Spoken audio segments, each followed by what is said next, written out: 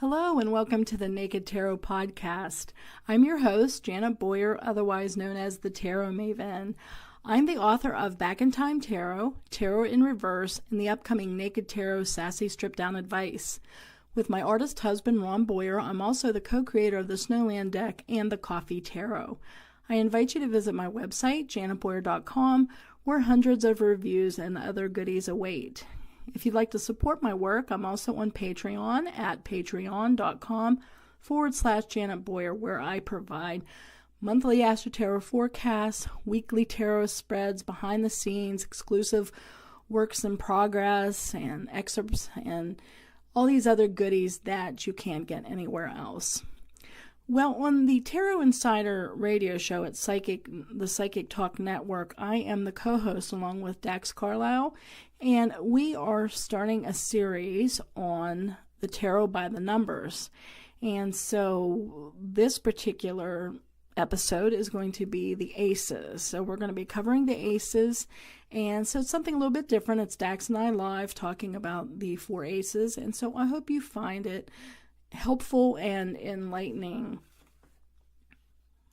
I've got my ice water, I've got my coffee, and I'm ready to go, And, oh, by the way, I guess we should mention special show series. We're doing a series of episodes, right, Janet? Yes, we are covering the tarot by the numbers. We're going to do the aces today, all four aces from the four suits. And then we're going to move on every week to the 2s, 3s, 4s, 5s, and so on. Yes. And, Janet came up with this idea. I thought it was fabulous. Here's our teaching moment. We're giving back to everybody by, doing this free live on air. In fact, I think one of the hosts yesterday, I think it was Vivian, was mentioning the upcoming shows, and she said, it's like a free class tomorrow on air. And I just thought that was amazing. She came up with that on her own, and I was like, oh, wow. Yeah, I didn't think of it that way, but, I guess it could be, so I know she's looking forward to this. Well, we do have years of experience under our belt, so I guess it would be kind of like a class. Yeah, and if you think about it, if they, come back here every Wednesday, for the next 10, 11 weeks, they're going to get quite the education as we go through all of the cards here. When you came up with the idea, I knew it was the right thing to do right away because, and you said about doing it by the numbers, and I was like, oh, well, that's how I teach my tarot course. I break all of the entire deck, including the majors, everything, numerologically, step by step, all the ones, all the twos, all the threes. In fact, on our Facebook group, the open group for Psychic Talk Radio, you can just search Psychic Talk Radio on Facebook or type in your browser psychictalk.net/Facebook will take you there. And I even posted one of the slides from my course where I start with the ones, and I've got the Magician, the Ace of Swords, the Ace of Cups, the Ace of Wands, and the Ace of Pentacles, or Ace of Coins. And underneath them I have Spirit, Air, Water, Fire, Earth. So you can go look at it actually, right there on our open public group. I actually have the cards up for you, of course, we're not going to do the Magician today, but, it was in there, so I left it in there, because I think the first cards of tarot are all about manifesting. They're the beginning, and you got the Magician literally manifesting there. Right. Yeah. The reason why I don't usually combine the majors with the minors is because of how some systems and, quote, rectified systems switch cards around. And also, I don't think it's always a good fit. I like to see the majors as unnumbered, really, floating around, because we don't go through the archetypal patterns and the moments in order, So I kind of like to see the majors as without numbers. I mean, that's just me personally, and that's why we don't number our majors in The decks we've created, my husband and I, Snowland deck and a coffee tarot. But I'm glad you mentioned the elements, because I think before we jump into tarot by the numbers, we need to cover the 4 suits and the elements to know what each one governs. Because Great. the way you interpret a card is, one of the ways is the number plus the suit. And so you kind of have to, it helps to know what the suits are. So briefly, Wands is usually associated with the element of fire, and I see these as passion, sometimes anger issues. There's tons of movement with the Wands. I also see Wands as a suit of personhood, whether it's personal responsibility or self, like self-esteem, self-love, even self-identification, self-confidence. I think those all fall within the Wand suit of fire and purpose and knowing who you are, as well as practical things like enthusiasm and passion and force and virility. The swords are often correlated to the suit of air. Air is a communication suit. It's very mental, logical, intellectual. It covers any type of speech, whether it's the written word, spoken word, any transmission. It's also the realm of ideas, facts, data. It's cold, objective usually. It's also the realm of beliefs and judgments too. And I think that that's why a lot of times swords cards are considered difficult or challenging cards, because personally I believe a lot of our suffering stems from our beliefs and our attitudes and assumptions. Because when we have an attitude, a belief, or assumption, we're telling ourselves a certain story about an issue or a situation or a person, and that actually is what causes suffering. It's kind of like the ABC model in cognitive behavioral therapy. A is the situation, B is what we tell ourselves about it, and C is the result. And a lot of people, they leap from A to C thinking, well, so-and-so did this, therefore they're the cause, C. And it's not that. It's really the story, B, that you're telling about A. And so swords are all those stories and judgments and analysis, that we tell ourselves and that we speak about. Coins, also known as pentacles, is often associated with the element of earth. It's a very slow, grounded, earthy energy. It tends to correlate with anything in the material realm, and that includes the environment, our physical body, our finances, property, house, job, money, appearance to some extent, any type of financial transaction, prosperity, a windfall, anything like that, and also loss of money is usually found within the coin suit. Now, I would like to make a distinction between job and vocation. I think, personally, I see jobs as falling under coins, pentacles, earth, because a job is temporary and it's a thing you do, whereas a vocation is more wands. It's a calling or something higher or something you're passionate about. Now, obviously, it's great when something you're passionate about is what I was going to say, too. Yeah, right. Obviously, it's great when you have both, but sometimes people don't, and so I see them as separate issues, actually, when it comes to readings, that wands is more of a vocational or something you're enthusiastic about or a calling, whereas the coins is just your job, what you go to, the daily routine. And routine is also something I associate with the earth suit. In coins, it's, a very slow, methodical energy. And lastly, we have cups, which is associated with the water suit, and that tends to be a suit of emotion and feeling, relationships. It's very ethereal and abstract and hard to pin down. It's also a suit of dreams and imaginations and ambiance, and it's just, it's very ethereal, very, very. It's like nailing down Jell-O sometimes when you're talking about the cup suit, So anything to doing with love, emotion, even forgiveness, compassion, we're dealing with the water suit. So we will look at, Ace 2, 3, 4. We'll go through the numbers, but always remember in the back of your mind that whatever card we're talking about is also coupled with the suit. So when we talk about the Ace of Wands, we have, what does it mean to be an ace, and then what does it mean to have, the wand suit present. and ace of swords and things like that, and that can help you interpret a card when you get stuck, is to remember the implications of the number and then the implications of the suit. So Dax, why don't you talk to us about what you feel aces are as a number, the 1? Yeah. So we talked about the elements, and it's interesting. You can the 40 cards in the minor arcana. You can actually look at it as a grid with the 1 through 10 down the one side, and then the elements across the top.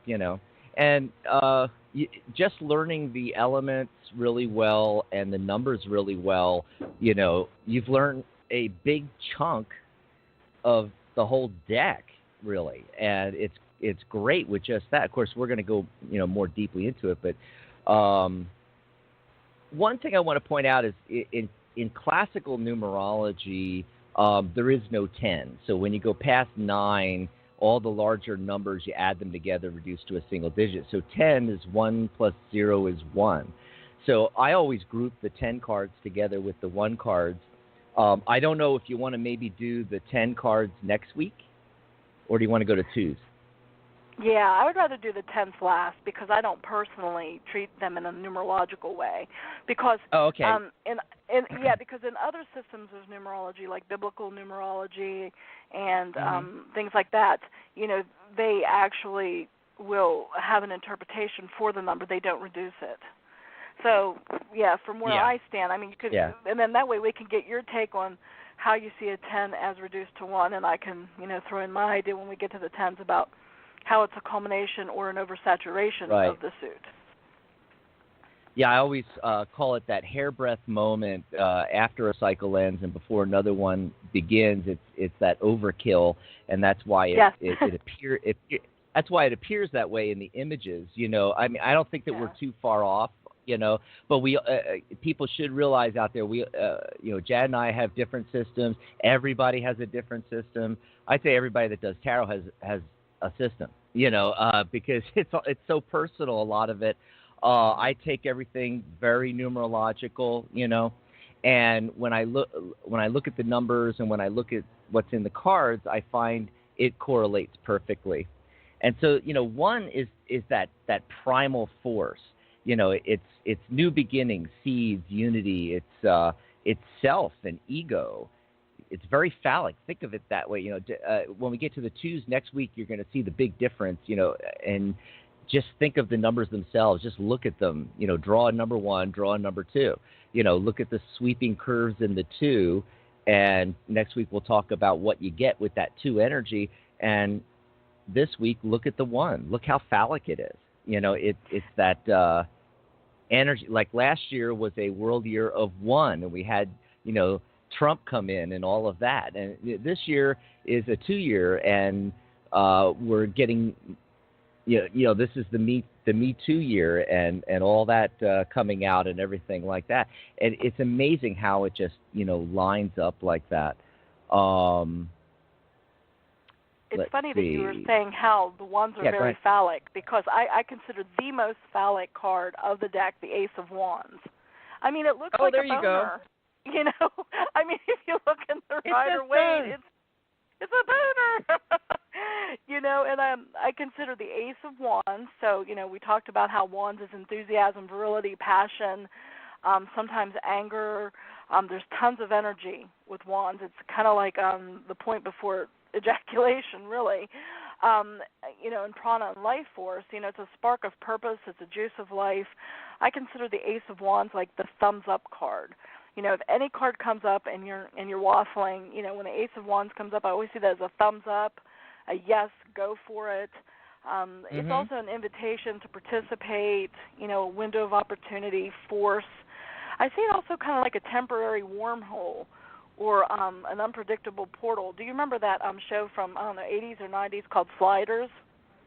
Oh, yes, absolutely. And and the portal would, go open, and it was unpredictable. Though they'd go through it, but they never know where they'd end up, and it could be an alternate timeline or somewhere in the past. And I kind of see the Ace of Wands like that, Like you really have a very small window of opportunity to really go for it, and you can either choose to participate because it's an invitation. I see the Ace of Wands. Well, really, I see all the aces as an invitation, but the Ace of Wands is an invitation to be an active participant, and to engage with the lust, for life. And it takes the baton too. I also see it like when you're running a relay baton. race. Yeah, I was going to say that. that. And somebody too. has, you can choose to just drop it, ignore it, or you could take that baton and run and carry on, your own work or the work of someone else. Yeah, that's one of the images where you look at it and you really get it instantly just looking at it, because I mean, literally, if you're looking at the Waite Smith version, the way the hand reaching out of the cloud is holding the wand.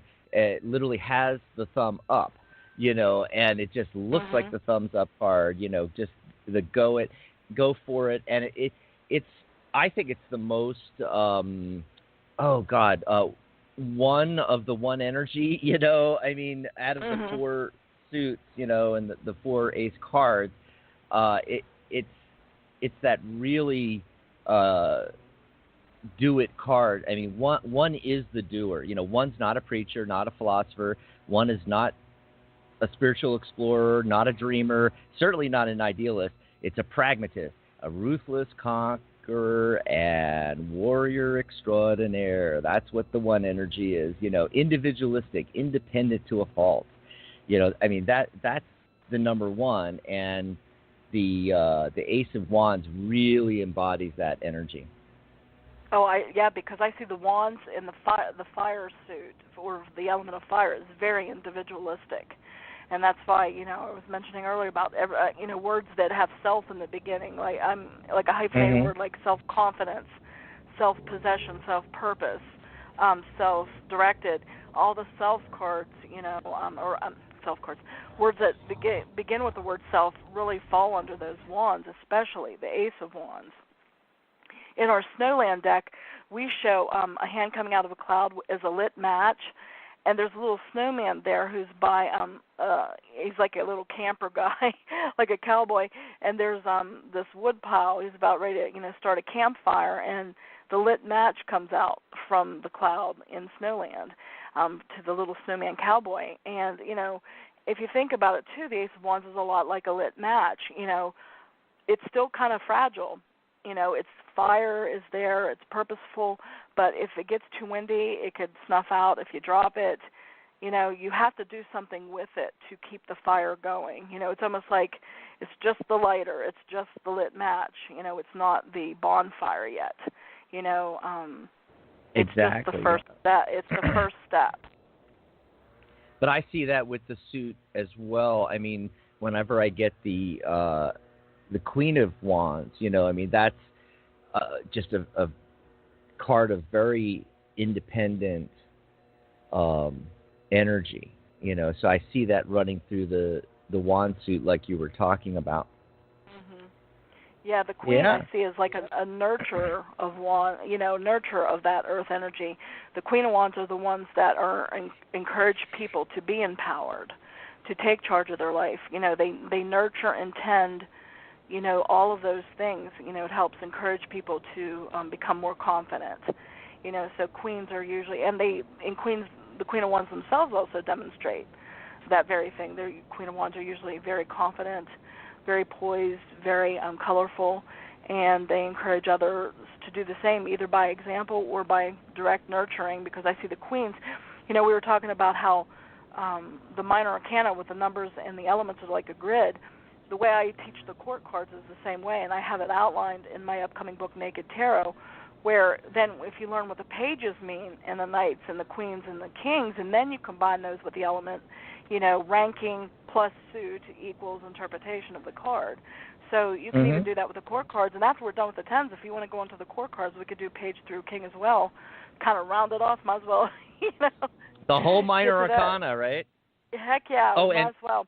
And the interesting thing is we're doing the minor pips by the numbers, and when we get to that, you can do your court card version, and then I can talk about how I associate the court cards to the four earthly master numbers and how that works and how it can Oh, help that'll be you interesting. interpret the cards as well. Yeah, something different, that I Yeah. do in my Tarot by the Numbers course. Yeah. And something I was just going to say real quick, something I didn't point out when I was Yes. talking about the elements is that it's often considered that the two suits that are more masculine are the wands and the swords. And, of course, they are phallic. The wands, like I was saying, looks like a boner, haha. And then, of course, Ace of Swords right there is phallic as well. Those are considered masculine elements, and so thus wands and suits are considered masculine suits. And what masculine means is they're usually more active, they're more obvious, more public sometimes, more on Whereas the the other two are stage. more receptive.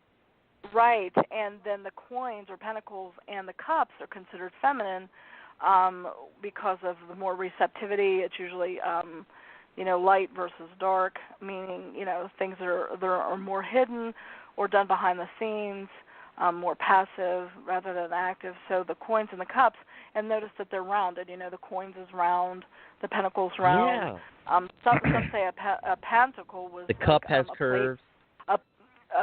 a pentacle was a plate for bread, so there's kind of like a serving and a food type of thing, which is also covered, by the way, in the coins, pentacles.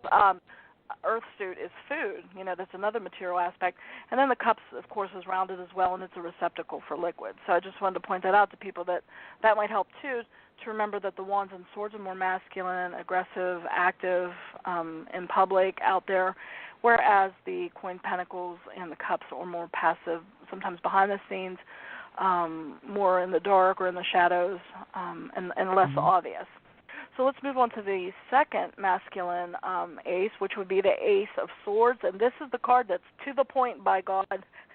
This is the scalpel, the scalpel, the sword, the knife, the razor, the lance, the needle, the pen. I often see this card as busting bubbles, or busting balloons in our Snowland deck. The hands coming out of the cloud with a huge icicle, and there's balloons flying in the background. But if that balloon gets too close, pop. And I even designed a card, for last year, the 2017 International Tarot Day deck. I actually designed and included a card for the Ace of Swords, and it was a yellow balloon right next to an upright needle. And I kind of see that because the Ace of Swords is lofty ideas, it's sometimes things in the air, sometimes idealistic to an extent. But if it gets too close to a needle or something sharp, it gets popped. And I think that sometimes that's what the Ace of Swords represents, because remember, the swords is the air, communication, logic, thoughts, beliefs, or suit, and then the ace, is that initial thought or the initial invitation.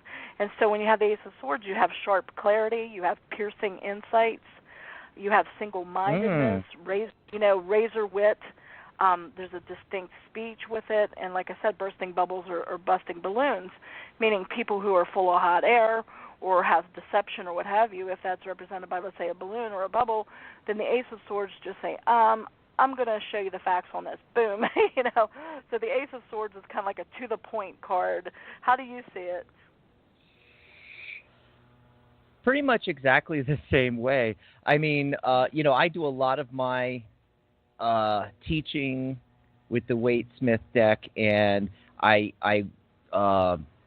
how should I put it, Janet? I rely heavily on that imagery, and I know a lot of people don't, but it's the way I like to teach and get it across to people. And then, all the other decks with all the other different imagery, hey, just go for it, But I start off with this, and that ace.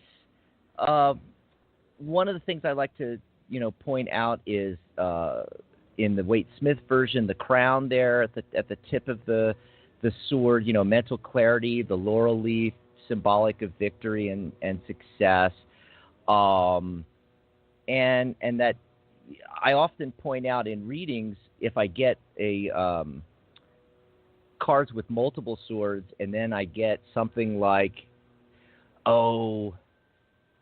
any of the court cards, especially the Knight of Swords, or if I get the Ace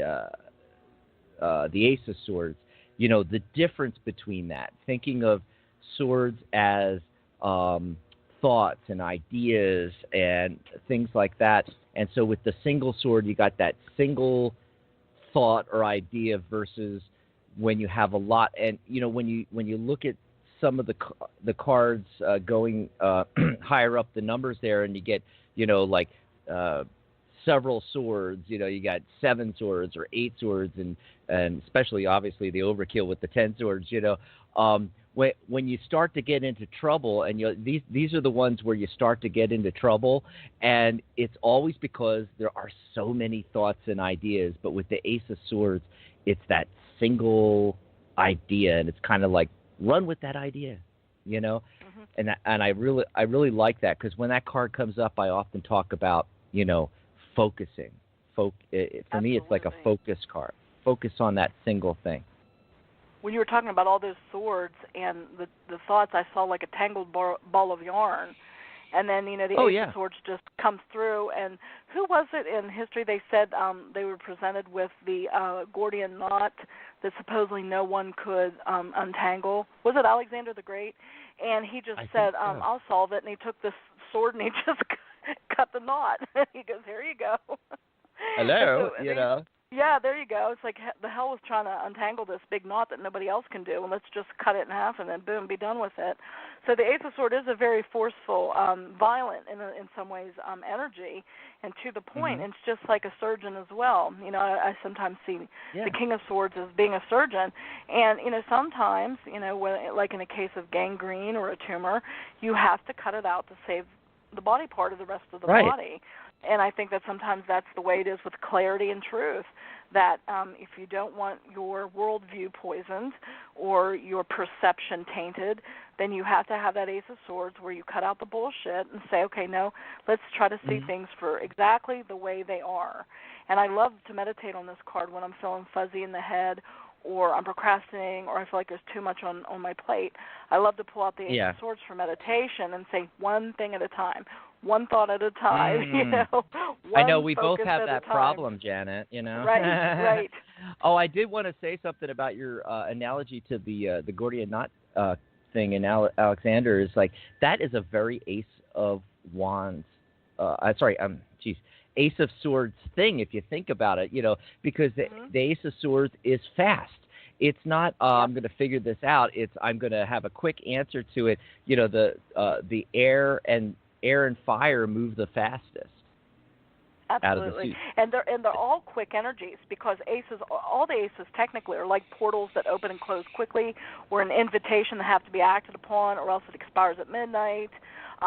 They're all quick, and the Wands and the Swords is the quickest of all, And so the Ace of Swords, there is no contemplation. It's like you get the idea and boom, you apply it or you don't, And I tend to see, too, the Ace of Swords when it comes up also as a yes card, because it's similar to a thumbs up of the Ace of Wands, but it tends to have more of yes, but, focus with your thoughts. And then if the Ace of Wands and Ace of Swords come reverse, I often see that as a no. So those are the two cards when they come up upright, tend to be yes overwhelmingly, if they're reversed, they're no's. That's another great thing to mention about, seeing that we're talking about aces, is that a lot of the yes-no systems in tarot use the aces. And the system I use, ones would be, the odd numbers are considered no, the even numbers are considered yes. But when it comes to the aces, Janet, it's a toss-up for me, because sometimes I look at the surrounding cards, because sometimes it's a yes, sometimes it's a no. Just like you're talking about of course, I don't use reversals, so I wouldn't be able to use it that way, but I just look at the other cards and I can tell, I get an instinct that this time it's a yes or this time it's a no. But, yeah, they're very yes cards. I can see that. Well, I don't actually do yes or no readings. Anytime someone asks me a yes or no question, I always ask them to rephrase it. But if they're like leaning towards 2 or 3 things, and that comes up, then that usually weights the reading to a yes, that this is the primary thing that you should be focusing on. Yeah, that's a great other use for the aces, too, is when you're pulling, and let's say you have 2 or 3 different things and you're pulling cards for each possibility, each road you could go down, and one of these aces shows up, it's like, Exactly. Well, let's move on to the Ace of Coins or Ace of Pentacles. I consider this like the pennies from heaven card. But again, it's potential. It's like a lottery ticket. You could buy the lottery ticket, got to play to win, but there's no guarantee until you scratch it off. But Ace of Coins can also be, like a small windfall, a material gift. Could be an opportunity to make money. I always see this too as a first home, because first being, the ace, and then of course, the coins or pentacles associated with the earth and property or home. So I tend to see too, Ace of Coins could be a first home, an unexpected windfall, an invitation to prosperity, even an entry-level position. Because remember, pentacles, coins, and earth is job. So if you have an ace, you have entry-level position. But it also could mean applying for a job or applying for a scholarship or a grant as well. Ace of Coins can also be a seed fund or even environmental well-being. Speaking of Trump, I just heard, and I'm not sure if this is true because I didn't investigate it, but I heard that his administration is repealing the fact that asbestos is dangerous, that they're going to take that off of the deadly warnings. Oh, God. And I hope to God that's not true. And if that's true, then that's going from a big Ace of Coins, which is environmental well-being, to reversed Ace of Coins, because, what is that, mesothelioma? I don't know how to pronounce it, but yeah. I mean, it's connected to God, I can't say that. Very good. Yeah. Woo! You did it. But you know what I'm saying? So I'm not sure. I just saw it on Facebook, and you can't believe things on Facebook, and I didn't have a chance to investigate it. But when I was thinking about environmental well-being, and I thought, oh my God, if that is true, and asbestos is going to be, taken off the list of harmful substances, God, we're already screwed in America. We're just going to get more screwed. But Ace of Coins, going back to some of the manifestations I see as Ace of Coins, or I should say embodiments, is kind of like a lump of clay. You got a lump of clay there, and you got an opportunity to make something beautiful, but it is up to you to actually work with it, work with what you have. Sometimes it's a seedling. A seedling is like a little, one time we found this really tiny maple seedling in our yard when Ron was mowing, and I swear it looked just like a little maple leaf, but it was an actual seedling because it had a root to it. And so we moved it and we planted it near a fence, and now it's like 25 feet, and it's grown so big, and it was just this little baby. We used to call it baby maple. So it's funny when we're out in the yard, and we're like, we have a pretty big backyard, and I'm pointing to something, I go out back by baby maple. And it's this huge tree now. But it's so amazing how that's kind of how the Ace of Coins is. You got a seedling, and if you plant that thing, just like an acorn, who would think that a huge oak tree is contained with an acorn? But it is if you plant it and you nurture it. Other things I associate with Ace of Coins are like found objects that you can use, coupons, discount codes. Finding things. Yeah, or even a spa day, or a makeover, or a new haircut, because it's something where it's renew. It's not a permanent fix, because your hair grows back, let's say, but it's like a new haircut, a makeover, a spa day, something that's a temporary reset in the physical realm. So I see all those kind of things with the Ace of Coins or Pentacles. What about you? Yes, absolutely. And I'm pretty much in alignment with everything you just said. I look at the aces as part of this dynamic with the magician. These four, to me, they're four steps, and I teach a little mini class called the Cross of Manifestation. And in the cross, I've got the magician in the center and the four aces around it. And the interesting thing about the pentacles versus the other three aces, all of those thoughts, passion, feelings, it's all happening within. And then the pentacle is the one step in the four steps of the law of attraction, where you are actually doing something in the physical realm. And it's kind of explained in the imagery for me in the Waite Smith version of, or Waite Smith like versions of the tarot, because, here's the pentacle or a coin being presented, but it's within this garden that's completely walled off with the bushes, and then there's this archway, kind of cut entrance exit, and then there's only one entrance or exit here, and then there's this path leading out, and then far in the distance is this summit, which is your goal. And so here, you've got this opportunity being presented, but if you don't take any action, if you don't actually venture out of the safety of the garden and move towards the goal, you'll never reach the goal. The journey of 1,000 miles starts with one step, that whole thing. And it's an analogy to like so many different things. There's this fourth step in the law of attraction that most people don't take, and that's why they don't manifest. But it's also thinking outside the box. If you stay in your comfort zone, which is the garden fenced off here, it's all nice and pretty, but you're not making any headway anywhere. Yeah, that's a good point, because all the aces are new. They're newness. There's a sense of newness to it. Mm-hmm. And I agree. And, in Kabbalah, if I'm not mistaken, it's been a while since I looked at the Tree of Life and remembered my readings on Kabbalah, but I believe it goes from the top is fire, air, water, and then earth. Earth being, in the manifestation earthly realm. Everything else is kind of up for grabs, but when you start to get into the slower, Pentacles realm, that's when you get into the actual manifestation in the earth plane. And that's really where the hard work is. And that's why I consider coins or Pentacles the work suit, actual grunt work. Just like the Eight of Coins, the guy who's sitting there laboring, making the coins, it's routine. He's a craftsman, an artisan, but he's got his butt there in the chair, and he's doing his work. And I see the coins as a very work-oriented suit. I consider the Knight of Coins the workhorse, of the tarot. And you're right. And just like, I was saying with the lottery ticket, you've got to play to win.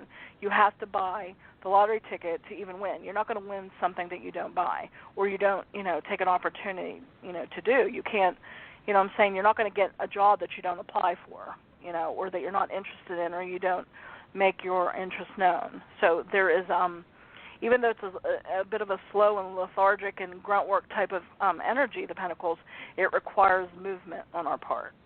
It requires the acceptance and, moving out of the comfort zone, as you say. Mm-hmm. I mean, if you Absolutely. want something. There's nothing wrong with staying in your comfort zone. Ace of Coins or Pentacles is a wonderful card to meditate on for like environmental well-being or comfort at home, or feeling at home and wherever you are, feeling at one with your environment. But if and that's a great card for that. But again, like you said, it's kind of like a comfort zone card. In order to get past that, you do have to have some kind of action involved. Right. That's why it's the fourth and last step. The way I have the Cross of Manifestation set up, I've got actually the Ace of Swords at the top and water and fire across from each other, and then the earth element, the Pentacles at the bottom, and then it's like a lightning strike starting at the sword, Ace of Swords, coming down, across, and down, which actually happens in the Tree of Life in Kabbalah. They often depict it with the lightning strike, And, I think all this stuff is interconnected. It's just amazing. And, air or thoughts move faster to me than fire. I know a lot of people in tarot argue, you know what? You might be right. Which goes faster? Yeah, I think you might be right. Air might be actually at the top of the Tree of Life, then air, fire, water, earth. I can't remember. But, yeah. It matches up perfectly, the two masculine suits, which one goes faster, right, fire or air? And when I created the Cross of Manifestation and figured this all out, it was later on that someone talked to me about it and said, this matches up. And then they showed me Kabbalah, they showed me the Tree of Life, they showed me the lightning strike, and I'm like, oh my God, I didn't even realize that at the time. It's just amazing. But you start with the thought or the idea, and then you go down to the which we're going to talk about the water next. And by the way, the Ace of Cups to me is the most interesting of the four aces. The most going on for me anyway. And you wouldn't think this much would be going on in the aces. In fact, a lot of people probably tuned in and said, how much can you talk about the aces? But there's a lot going on in these cards, even though there's not as much imagery as in other cards in decks. But emotions are like the fuel of manifestation, the fire energy, the passion. You can't just, it'd be nice to have $1 million. Yeah, but you have to have the passionate why. There's got to be a why. You got to have that reason. And then you go down to the earth element, to the pentacles, the Ace of Pentacles, that action. You've got to start taking action in the physical realm for to complete all the four steps so the manifestation can actually happen. Otherwise, nothing ever happens. Doesn't matter how much passion you have or emotion behind it. You're sitting there in your easy chair visualizing the Maserati. It's not going to show up in your driveway unless you go down to the dealership. It's just not going to happen. Yeah. Mm-hmm. So that's the missing step in the law of attraction. And in fact, that was kind of missing a lot from the movie The Secret, was the action step there.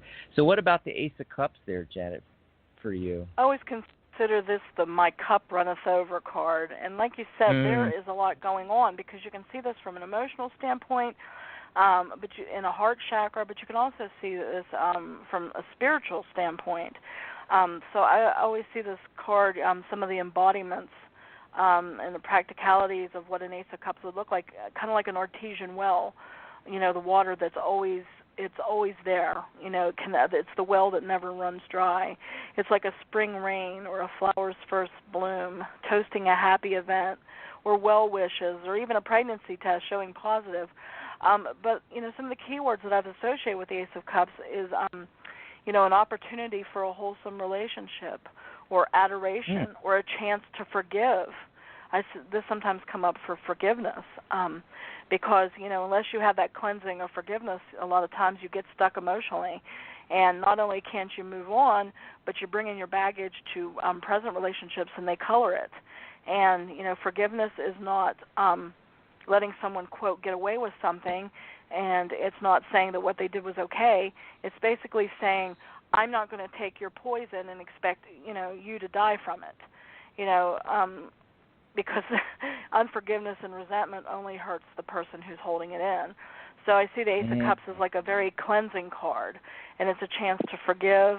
It's a spiritual renewal, a flood of emotion, because sometimes we've got to get those tears out. A lot of times people see Ace of Cups as a pure joy card, and yes, it can be, but sometimes it's a flood of emotion. It's when bottled emotions end up coming out finally, so there can be a cleansing and a moving on. It's also expecting goodness, a pure agape love, poignancy, a new feeling, even, a type of compassion. Sometimes that comes up when compassion is needed for someone. So I see the Ace of Cups as a very powerful card, especially in the spiritual domain. Yes.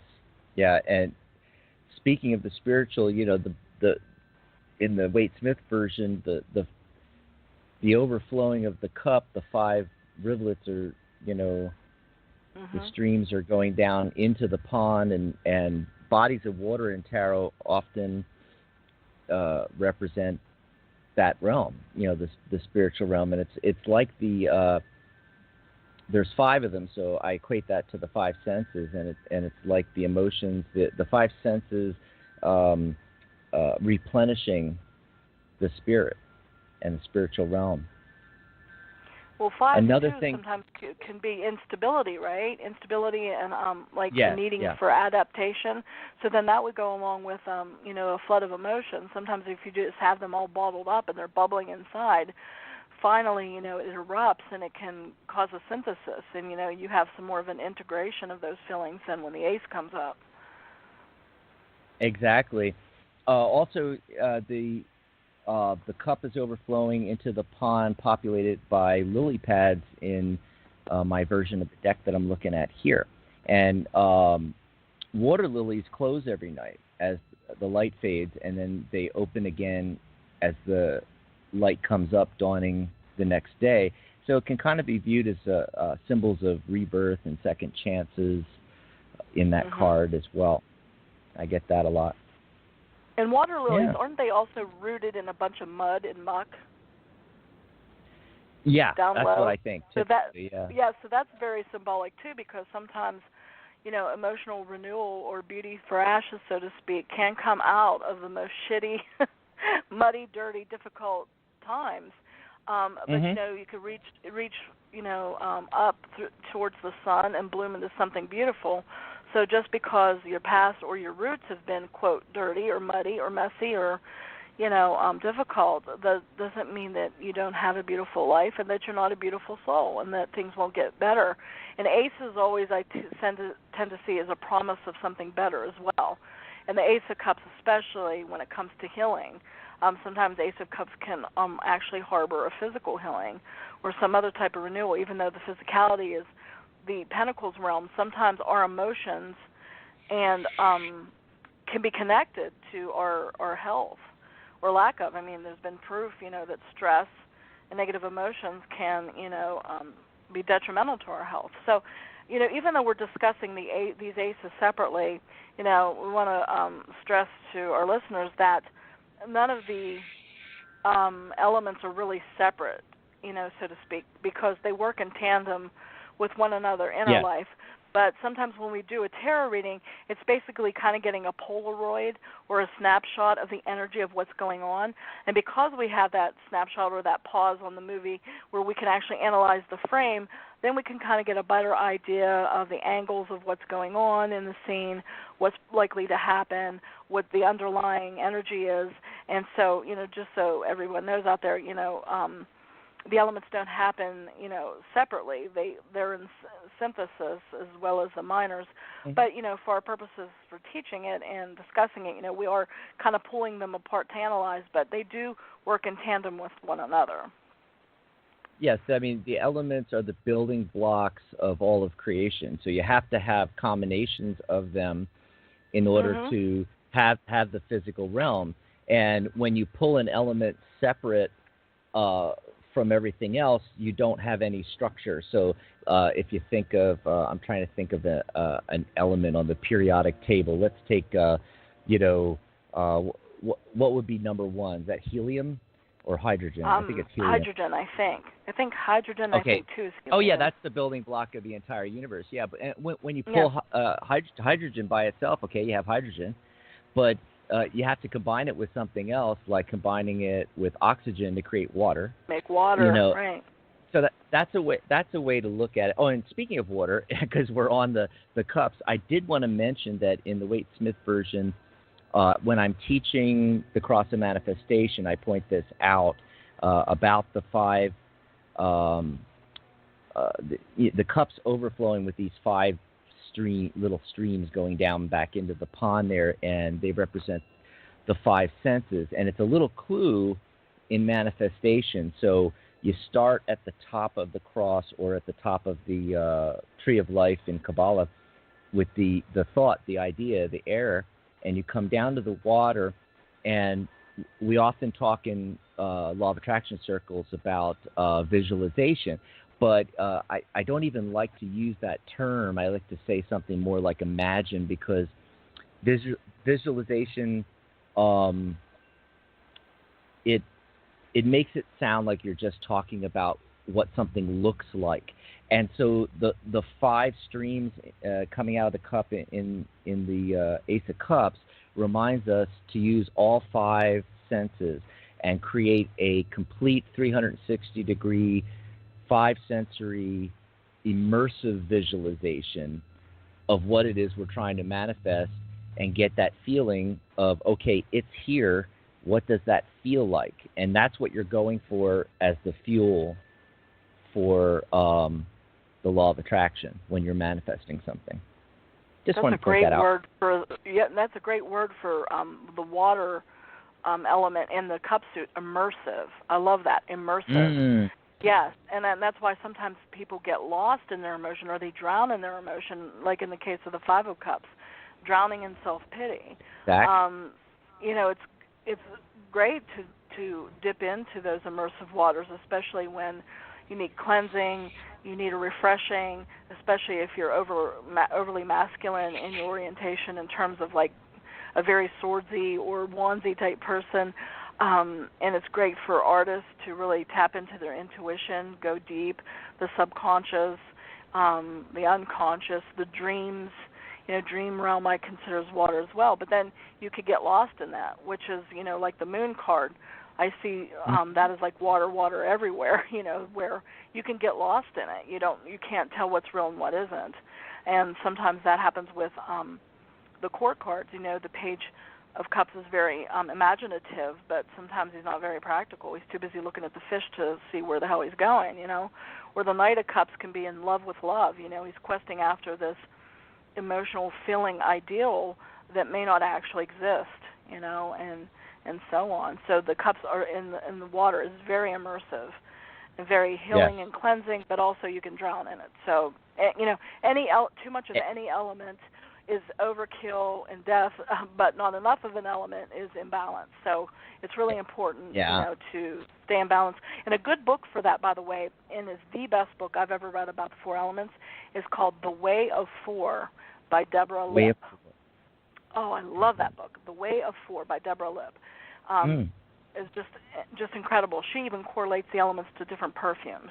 I mean, it's just wonderful. Yeah, it's a wonderful book. It came out years ago, but it's still the best, in my opinion, book on the market about the elements. It was one of the first of maybe the first book where a person not only talked about the four elements but correlated it to everyday life and how you can incorporate. And she says, and I believe this too, that when you need certain elements in your life, don't try to like hoard those and add them too much. Maybe less, add a lessening of what you're overabundant in, as well. And so she has a really cool take on the elements and how to add them to your life and how to stay in balance. So I highly recommend that to people. Yeah, and there's two sides to every coin, and that's what you've got with all the elements and with all the cards, really. I think the Ace I'm glad we ended on the Ace of Cups, because I also pulled a card right before the show today for this series of shows that we're doing and this show, and just to see what would pop up. And it was a cup card. It was the Nine of Cups. Talk about emotional fulfillment. This is going to be a lot of fun, and it's going to be really informative for everybody. And if you want to learn more about the Nine of Cups, well, you're going to have to be here about 8 weeks from now, Janet. Well, the funny thing about the Nine of Cups, I see that as like the bartender card. So you and I are kind of like these we're like these spiritual esoteric bartenders. And, we're kind of like putting the drinks on, and whether you take it or not, it's up to you. But you can get drunk on our wisdom and have a good time. Well, the thing is, here we are in a lot of places. It's near lunchtime, and when we do the show, so everybody get your 3 martini lunch on. Get your martini there, and we'll all get our martinis, and we'll talk tarot. Well, like so they join said, us it's every always week. Happy hour somewhere in the world.